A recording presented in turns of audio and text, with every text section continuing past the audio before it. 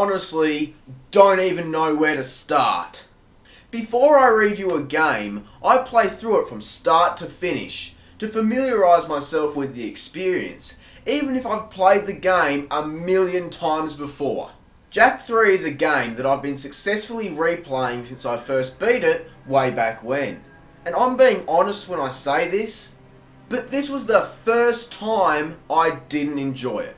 Now this is most likely due to a few reasons. A, I've played this game to death and I've most likely become overexposed to the experience. B, one of these replays was not even a year ago. And C, after playing Jak 2 again and then moving straight into this, it has completely changed my opinion on this game and the entire series. Well, here goes nothing. Also, spoiler alert both for this game's story and the story of Jak 2. Seriously, it's talked about right from the start. Jak 3 starts off with me getting banished to the wasteland by Count Vega, the leader of some city council or something. Ashlyn... Fuck! I forgot to mention Ashlyn in the Jak 2 review.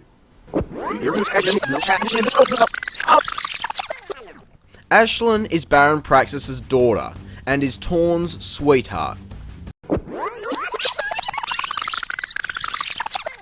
Ashlyn gives Jak a beacon and tells him that someone will find him. Daxter and Pekka join him as the three set off through the desert. We learn of the events between the two games as Jak has flashbacks. The first teaches us that the Metalheads are still alive and are fighting with the KG in the war for Haven City. The other flashback sees Jak and Samos rescued from the top of the palace as it's attacked and falls to the ground. This scene here still sends a shiver down my spine. After which, we learn that there are precursor catacombs underneath the palace. The group pass out before they're found by Deimos, the king of Spargus, a small town in the wasteland that consists mainly of Haven City outcasts. This game sees us exploring both Haven City and the wasteland, which is a desert, home to volcanoes, temples, and giant metalheads. Great! Transport here consists of various sand-crawling vehicles such as the Sand Shark, the Ramrod, and the Dune Hopper, which can leap wide gaps in a single bound. All of the vehicles are loaded with all sorts of artillery, including machine guns, lasers, and missiles. However, there is one vehicle that doesn't, the Tough Puppy. This is the first vehicle we get our hands on after winning it in a race against Cleaver, Spargus' resident bully and tough guy. Why have a vehicle with no guns in a game that is 40% vehicle combat? What the fuck, mate? You only use the thing for 2 missions anyway, so it's just a waste. Some of the other new gear includes armor for health upgrades, thank God, and a plethora of new weapons, boomsticks, stick booms, mass inverters, spread UFOs, and even a fucking supernova. Now while this is a good thing, it also introduces one of the biggest issues in this game, something that I've hated since I was a child. All of these overpowered weapons make this game too fucking easy. Compared to Jak 2, the difficulty in this game is more balanced, as it doesn't feature any difficulty spikes that I've noticed. Not only that, the difficulty is also a tad lower overall. Now let's give the player a fucking beam reflexer in the first hour of gameplay. The beam reflexer sees its shots ricochet off everything to hit multiple enemies multiple times. Now that is cool and all, but let me explain why this is bad by going full fucking nerd on you.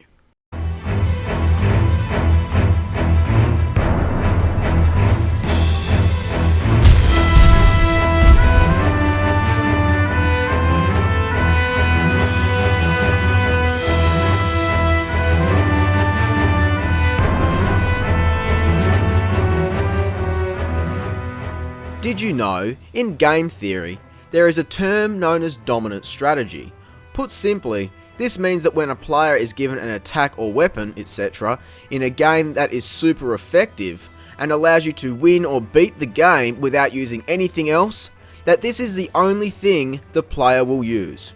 What I'm saying is that by giving us not only the beam reflexor, but also one or two other super effective weapons, the player is only going to use those 2 or 3 weapons, making everything else worthless. Now remember that, because I'll get back to that soon. Dark Jack returns with some new moves such as invisibility and the Dark Blast. Now remember what happened at the end of the first game? Well, in Jak 3, we are also introduced to Light Jak.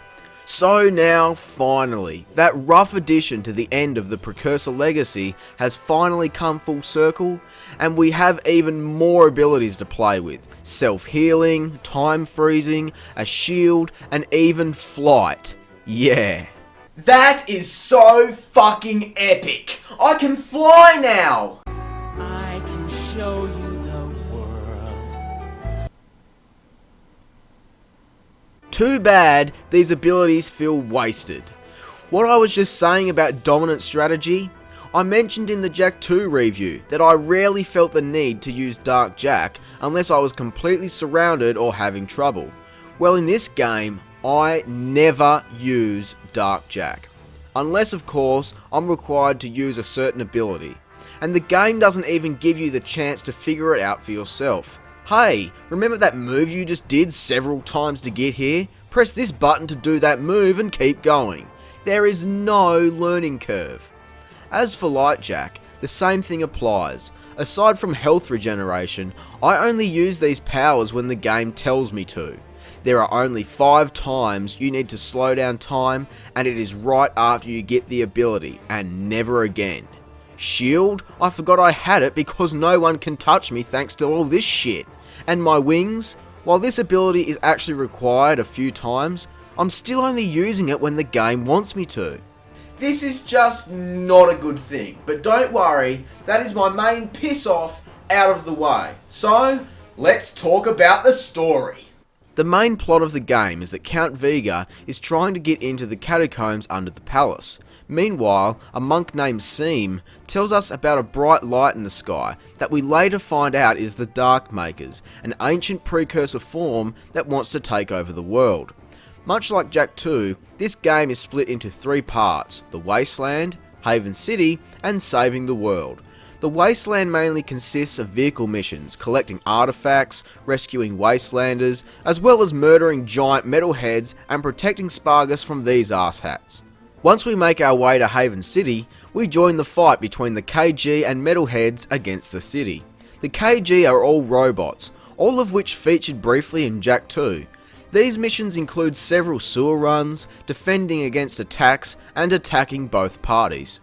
The overall vibe of this game, with the war, the palace falling down, and the Dark Makers, feels a lot more tense compared to the previous games.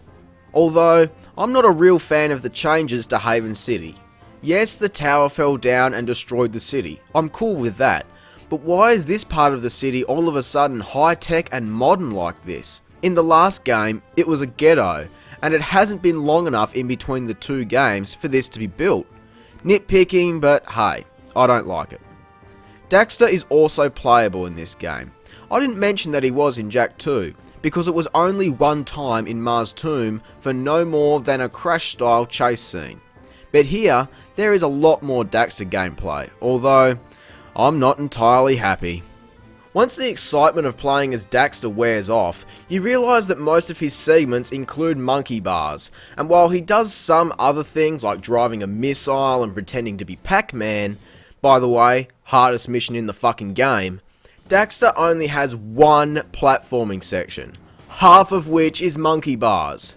Dax can punch and spin and jump. Why the fuck isn't he platforming? I want to play as Daxter. Soon.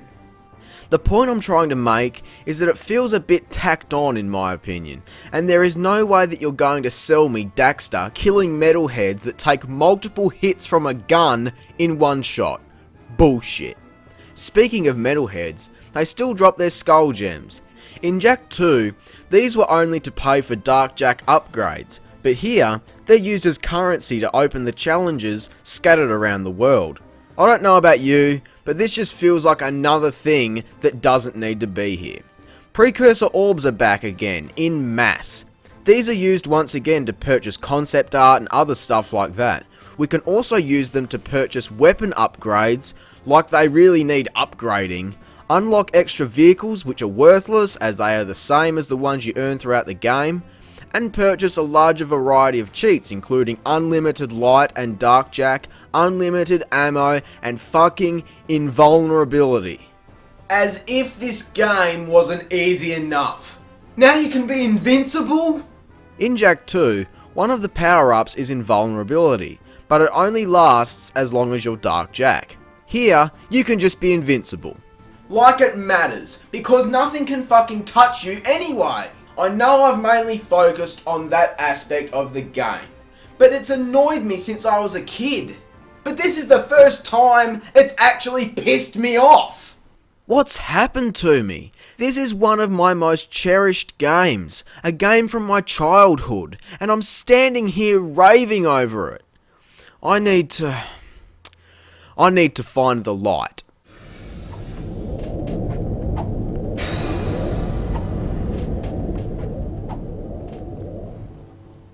Hey look, I found the light!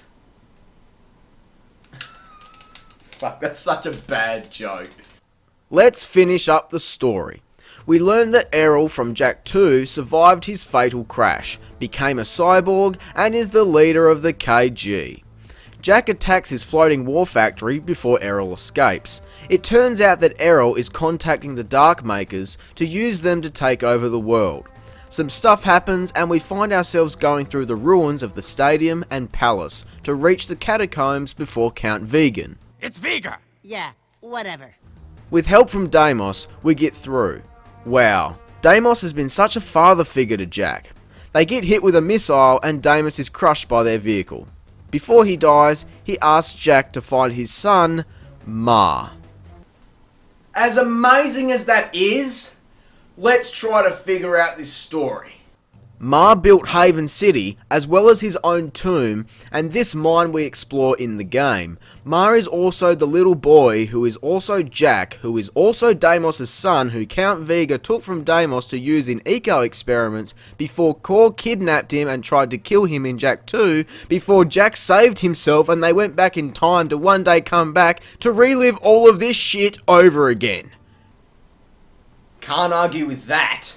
Jak and Vega race to the center of the planet to get the Precursors, the guys behind all of this, to fire up a planetary defense system to kill the Dark Makers. Only before we learn that the Precursors are fucking Otzels and Daxter is a Precursor, and then they turn Vega into a Precursor. My jaw hit the floor when I saw this as a kid, and I thought it sucked. This series had such an interesting backstory about these mythical forms creating everything in this world, and then they go and tell us it was 3 furry animals? I feel like this decision was made to be a comedic twist. Well, I'm not laughing. They wrecked the story, I'm sorry, but I'm not a fan at all. Naughty Dog took a cute and cuddly series, turned it dark and mature, only to fucking bury its foundation by making the reason everything ever happened in this world a joke. Moving the fuck on! They beam Jak into the Darkmaker ship. It gets destroyed. Errol escapes with this terraforming thing that reminds me of the things from War of the Worlds. We blow up its legs and have a decent boss fight with Errol, and we've beaten the game. Oh, don't worry. Jak beats things all the time. Hey, Jak? Ashlyn cheats on Torn, Daxter gets his girlfriend turned into an Otzel/Precursor, as well as a flashy pair of pants, and instead of going to explore the universe, Jak stays so that we can get Jak and Daxter team fucking racing. I'm in shock right now. I really am. This playthrough of Jak 3 opened my eyes, causing this review to be rather negative. I always considered Jak 3 to be the peak of this series. And I never thought I'd say this, but from what I've played recently, Jak 2 is superior in my opinion. However, as much as I've ranted and raved for this video, Jak 3 is still fun to play. despite it being too easy as well as having some other issues. Jak 3 gets 7 out of 10, and I am so fucking sorry. This hurts me as much as it does you. I'm sorry. Sorry. Well, after that, I need a break from this series while I take a look at some other games. I plan on doing 3 reviews on some other stuff, and then this series review will be back with reviews of Jak X, Daxter, and Jak and Daxter The Lost Frontier.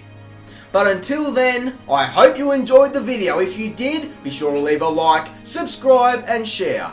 Also, if you could not leave a whole heap of nasty comments saying how I ruined your childhood with my comments about this game, that would be lovely. I'm Square-Eyed Jak, and have a great fucking day. Thanks for watching.